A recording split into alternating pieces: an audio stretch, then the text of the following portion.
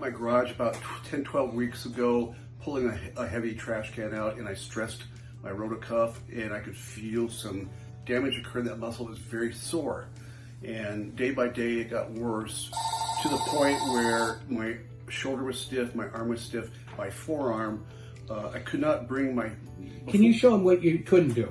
Okay. I mean, show them what you couldn't do before we came in. I could not do this. But tell them what it was like when you came in. Show them what the actual... Well, when I came in, my arm was stiff down straight because I couldn't even lift my forearm. To feed yourself. I was at lunch that day before I saw you, and I started pulling food from my plate up to my mouth. I kept dropping it. After about 10 drops, I tried it with my left hand without much more success.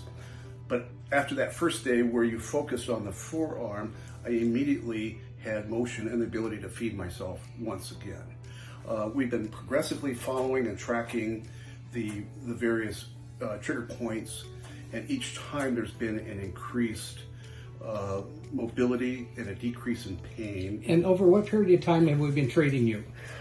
I think this is my 4th visit, I think. In what, like in a week? 3 weeks, maybe. Is it 3 weeks now? I would say so. So within 3 weeks, I'm getting motion, and I happened to see a couple of nurses that had gone through this very same thing. One of them told me she had it for a full year, and when I swung my arm around like this, she just about fell on the floor. So she couldn't believe she suffered for a year, but I was being successfully treated for in those first 2 weeks. I did see orthopedic, okay, and they really didn't address the lack of mobility of this. They talked about a possible future repair of a small tear in the rotator cuff. But as far as mobility and pain, they did discuss using some cortisone, but I was already decided that I wanted to try this first.